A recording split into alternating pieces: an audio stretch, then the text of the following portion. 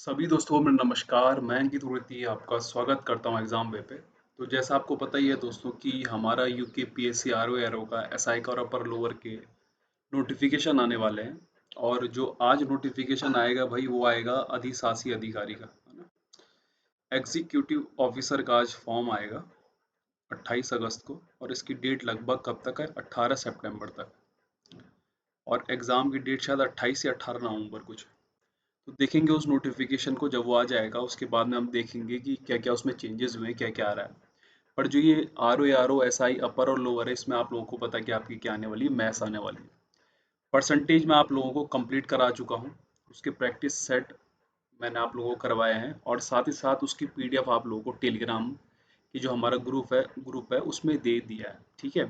तो आज का जो टॉपिक है हमारा, वो टॉपिक है हमारा प्रॉफिट एंड लॉस का। छोटा सा टॉपिक है अगर मैं कहूँ समझने के लिए, लेकिन प्रैक्टिस के लिए बहुत बड़ा चैप्टर है। ठीक है। तो आज मैं आपको पहले समझाऊंगा प्रॉफिट लॉस क्या होता है, और कल की क्लास में हम पढ़ेंगे कि डिस्काउंट के जितने भी सवाल रहेंगे उनको हम करने की कोशिश करेंगे। अब देखिए, मैं अगर आपसे बात करूं, एक बोलचाल में बात कर रहा हूं कि यहाँ पे ये कॉस्ट प्राइस है, तो हिंदी में इसको क्या बोलते हैं भाई, क्रय मूल्य। क्या बोलते हैं? क्रय मूल्य। इसको बोलते हैं विक्रय मूल्य। एमआरपी को कई नाम से बोलते हैं, जैसे हम बोलते हैं अंकित मूल्य, क्या बोलते हैं, अंकित मूल्य।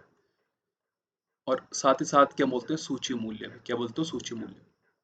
तो मान लो आपने अपने घर पे एक मोबाइल बनाया भाई, आपने क्या बनाया, एक मोबाइल। उस मोबाइल को बनाने में आपके लग गए 5,000 रुपए। कितने लग गए? 5,000 रुपए। अब अगर आपके 5,000 रुपए लग गए हैं तो आप इसे 5,000 में नहीं बेचोगे। तो कॉस्ट प्राइस को जब हम कुछ बढ़ा देते हैं, हम क्या कर देते हैं, इंक्रीज कर देते हैं। कितना क्या कर देते हैं भाई? इंक्रीज कर देते हैं, बढ़ाना। तो कॉस्ट प्राइस जब भी बढ़ता है तो वो क्या बनता है हमेशा? एमआरपी। मैंने प्रॉफिट लॉस नहीं कहा, मैंने क्या वर्ड यूज करा यहाँ पे? बढ़ाना। कि जब भी कॉस्ट प्राइस बढ़ेगा तो हमेशा क्या बनेगा? एमआरपी। अब मान लो 5,000 से आपने इसका जो दाम का रखा है एमआरपी, वहां पे क्या हो गया, 6,000 रखा है इस मोबाइल का एमआरपी, आपने बढ़ा दिया। लगभग हमने कितना बढ़ा दिया भाई? 1,000 रुपए बढ़ा दिए। अब आप अब आप अब आपके पास में कस्टमर आया, कस्टमर ने कहा भाई साहब मोबाइल कितने का है? आपने कहा 6,000 रुपए का। उसने कहा 6,000 रुपए तो मैं दे नहीं पाऊंगा, मुझे कुछ पैसे कम कर दीजिए इसमें करके। तो एक वर्ड यूज होता है, आपको पता है क्या बोलते हैं उसको? डिस्काउंट। क्या बोलते हैं? डिस्काउंट। डिस्काउंट बोलूं तो हिंदी में इसको बोलते हैं छूट या बट्टा। क्या बोलते हैं? बट्टा। तो डिस्काउंट मांगा आपने, तो उसने आपको कितना डिस्काउंट दे दिया भाई? इसमें 600 रुपए का डिस्काउंट दे दिया। अब जब उसने 600 रुपए का डिस्काउंट दे दिया या 500 रुपए का डिस्काउंट दे दिया ना, तो 6,000 से चीज अब कितने की हो गई? 5500 की। तो दूसरा पॉइंट ध्यान रखने का क्या है कि डिस्काउंट हमेशा एमआरपी पे पड़ता है। किस पे पड़ता है? हमेशा एमआरपी पे। और डिस्काउंट पड़ने के बाद में एमआरपी क्या बन जाता है? एसपी। तो ये जो 5500 है, ये मेरा क्या है भाई? एसपी। ये क्या है? मेरा एसपी। अब मेरे को जो प्रॉफिट लॉस देखते हैं हम लोग, वो हमेशा कॉस्ट प्राइस और किसके बीच देखते हैं? सेलिंग प्राइस के बीच। हमेशा किसके बीच देखते हैं? कॉस्ट प्राइस और सेलिंग प्राइस के बीच में।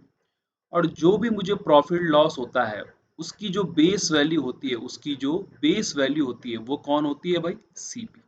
मतलब प्रॉफिट और लॉस हमेशा सीपी पे हो ये जरूरी नहीं, कभी कभी सवाल में वो एसपी पे भी दे देता है। लेकिन 95% जो होता है वो किस पे होता है? कॉस्ट प्राइस पे। अगर कुछ सवाल बना के दिया हुआ आपके एग्जामिनर ने, जो पेपर सेट कर रहा है, तो तब वो एसपी पे भी कभी कभी सवाल आ जाते हैं। तो अब देखो यहाँ पे आपको साफ दिख रहा है कि मुझे चीज पड़ी है 5,000 की, और कितने की भाई? बेच कितने की रहा हूँ मैं? 5500 का। तो मुझे भाई 500 का क्या हुआ है? प्रॉफिट। दोनों के बीच का डिफरेंस। और 500 का डिफरेंस अगर हुआ है, तो मैंने कहा है कि जो प्रॉफिट हो रहा है, क्योंकि भाई चीज मुझे पड़ी 5,000 की और बेच रहा हूँ 5500 का, तो साफ साफ दिख रहा है कि कॉस्ट प्राइस क्या है भाई? छोटा है। और सेलिंग प्राइस क्या है? बड़ा है।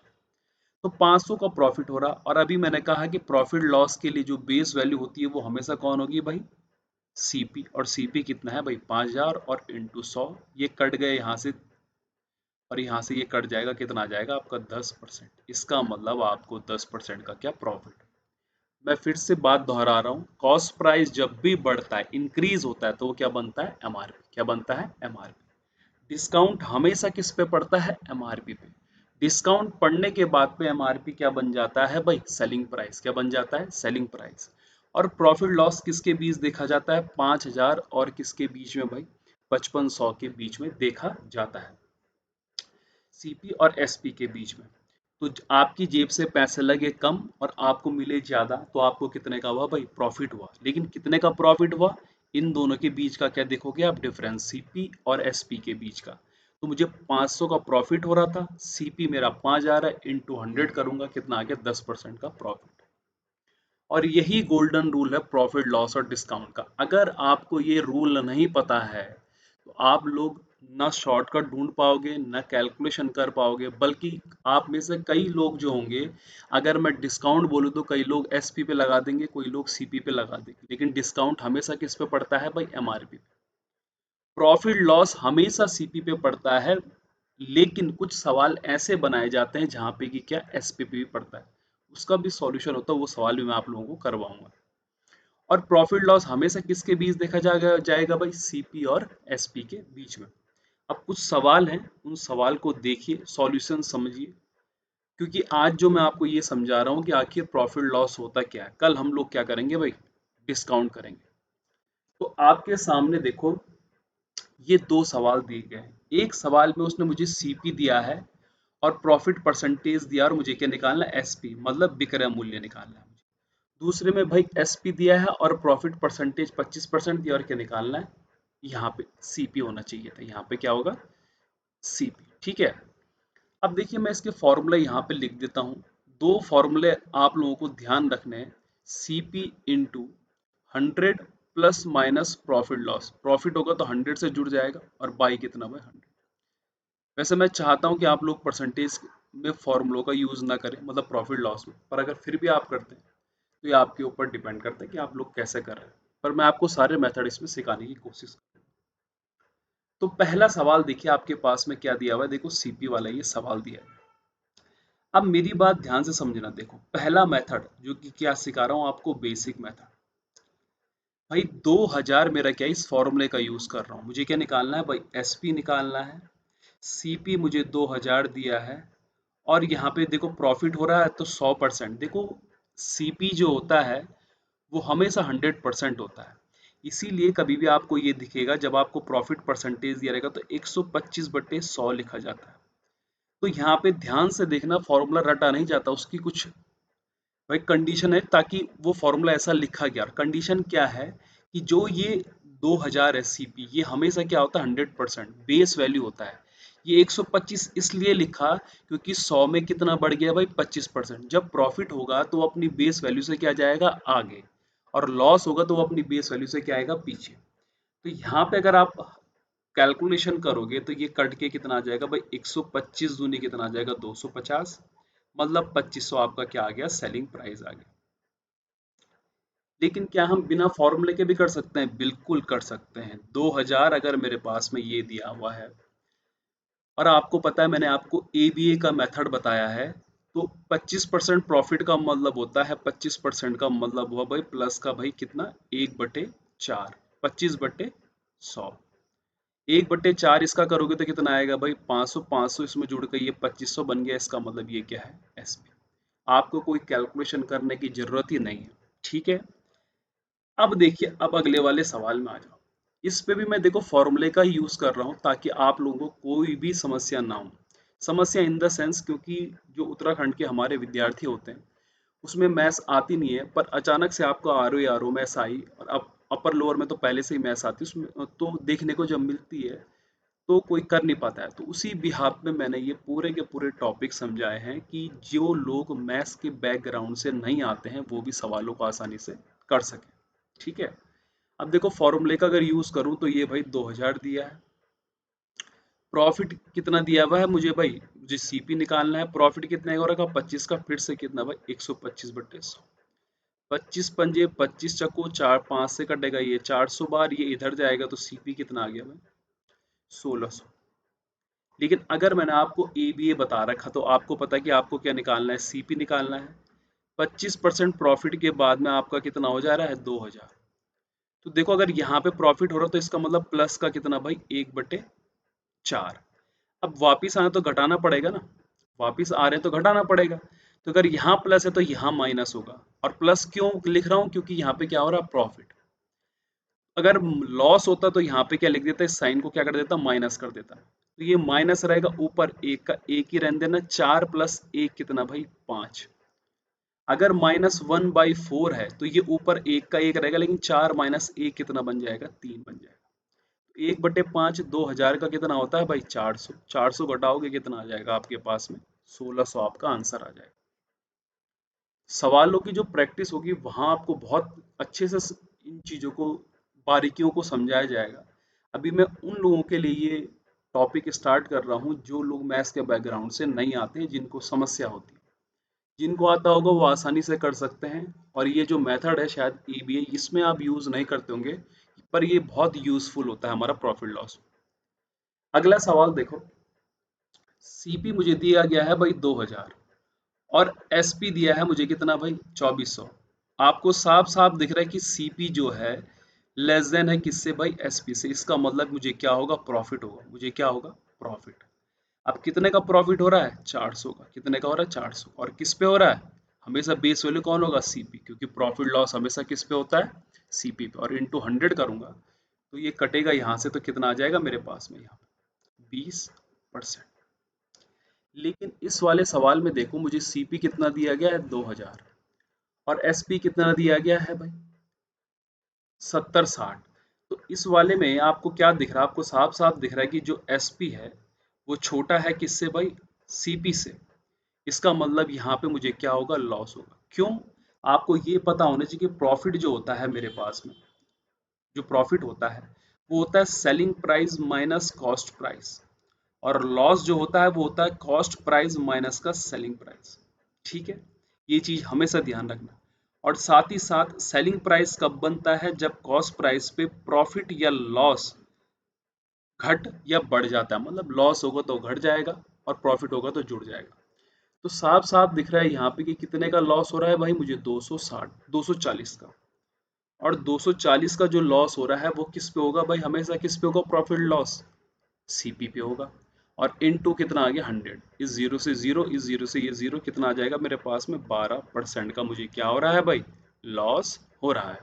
क्यों, क्योंकि सीपी बड़ा हो गया और एसपी क्या हो गया, छोटा हो गया। तो जो मैं आपको ये बारीक चीजें सिखा रहा हूँ, ये इसको हल्के में मत लेना, क्योंकि कुछ सवाल ऐसे होते हैं जो आप पढ़ने के बाद बोलोगे यार ये तो समझ में ही नहीं आ रहा। तो समझ में ना आने की वजह मेन क्या होता है कि आप लोगों के बेसिक्स क्लियर नहीं है। बेसिक इन द सेंस, आप एक सवाल करते हैं उसके बाद कहते हैं कि मुझे तो आ गया, पर ये ज़रूरी नहीं होता। छोटी छोटी चीज़ अगर ध्यान रखेंगे तो बाद में वो बड़े सवालों में बड़े काम आता है।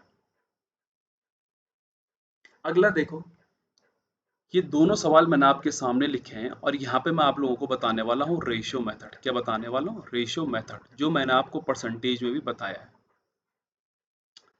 अब रेशियो मेथड देखो, आप इन सवालों में भी यूज कर सकते थे, किसमें, इसमें, क्योंकि इसमें परसेंटेज यूज हो रही है। इसमें नहीं कर सकते क्योंकि इसमें प्रॉफिट और लॉस तो निकालना है हमें। अब मैंने यहाँ पे देखो 12.5 है ना, मैंने आप लोगों को जो पीडीएफ दे रखी है उसमें सारी फ्रैक्शन वैल्यू लिखी हुई है। उनको आप याद करिए, अच्छे से याद करिए, ताकि आपके आने वाले एग्जाम के लिए हेल्पफुल रहेगा। क्योंकि मुझे नहीं लगता कि अगर 25 सवाल मैथ्स के बन गए जो नए पैटर्न के अकॉर्डिंग है, 50-50, मतलब 25 रीजनिंग के और 25, तो अच्छे सवाल ही आएंगे। ऐसा तो आएगा नहीं करके कि भाई कि 2+2 भाई 4 होता है करके। और एसआई में अगर 35 सवाल बन रहे हैं तो ये भी अच्छे सवाल आएंगे।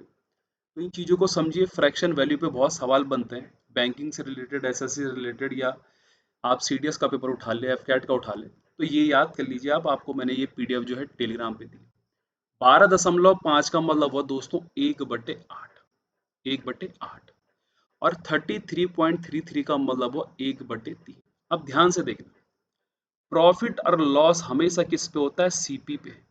तो ये जो बेस वैल्यू होगी, ये बेस वैल्यू ये हमेशा क्या होगी, सीपी। और ये हमको बताएगा कि मुझे क्या प्रॉफिट हो रहा है कि लॉस। तो यहाँ पे क्या हो रहा है, लॉस। तो ये भाई साहब क्या हो गया, लॉस। वैसे ये थर्ड क्या है मेरे पास में, सीपी। क्यों, क्योंकि प्रॉफिट लॉस हमेशा सीपी पे होता है, तो उसकी बेस वैल्यू, नीचे की जो वैल्यू होगी वो हमेशा क्या होगी, सीपी भाई, मतलब क्रय मूल्य।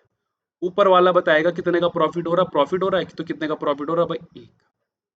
तो इस वाले का अगर मैं सॉल्यूशन करूं, तो सीपी मेरे पास में अगर 8 है और मुझे कितने का लॉस हो रहा है, 1 का, तो 8 में से 1 जाएगा, 7 क्या बन गया भाई एसपी।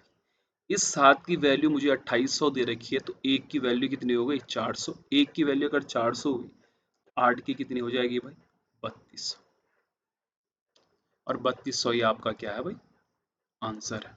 ठीक है, इस वाले सवाल में आ जाओ। देखो, अगर सीपी 3 है, अगर सीपी क्या है 3 है, तो मुझे 1 का प्रॉफिट हो रहा है, तो 4 का अगर मुझे प्रॉफिट हो तो 4 मेरा क्या बन जाएगा भाई एसपी। 3 की वैल्यू कितनी दे रखी है 3600, कितनी दे रखी है 3600 दे रखी है ना। तो 1 पे कितना आ जाएगा, 3 से काटोगे तो 1 पे आ जाएगा 1200। अगर 1 पे 1200 हुआ तो 4 पे कितना हो गया भाई 12 चक्को कितना भाई 48। बस यही हमारा रेशियो मेथड होता है। ठीक है, इस मेथड को और मैं मेथड को और बड़ा करके और अच्छे से समझाने की कोशिश करूंगा, लेकिन आज आपने ज़्यादा चीज़ें ध्यान नहीं रखनी है। बस ये ध्यान रखना है जो मैंने आपको एक गोल्डन रूल बताया है शुरू में, कि क्या एसपी क्या सीपी होता है ना, और एमआरपी क्या होता है, कैसे हम लोग बेसिक मेथड का यूज़ करते हैं, कैसे हम एबीए का यूज़ करते हैं, फॉर्मूले का यूज़ करते हैं। और साथ ही साथ अभी मैंने आपको ये बताया कि क्यों प्रॉफिट लॉस में, मतलब क्या रिलेशन होता है एसपी सीपी प्रॉफिट लॉस में। और फिर उसके बाद लास्ट में मैंने आप लोगों को रेशियो मेथड बताया। इसको अगर नहीं आता समझ तो बार बार देखना, आराम से आ जाएगा, क्योंकि यही मेथड मैं आगे यूज़ करने वाला हूँ, यही सब चीज़ें मैं आप लोगों को समझाने वाला हूँ। ठीक है, तो कल डिस्काउंट के सवाल भी कराऊंगा और साथ में उस डिस्काउंट में भी आपको रेशियो मेथड बताऊंगा। और रेशियो मेथड आप लोग परसेंटेज में भी देख सकते हैं, मैंने वहाँ अलग से पढ़ाया है ना। तो उम्मीद करता हूँ कि आप लोगों को आज का सेशन पसंद आया होगा। आज के लिए इतना ही, और ये पीडीएफ आपको टेलीग्राम पे मिल जाएगी। धन्यवाद।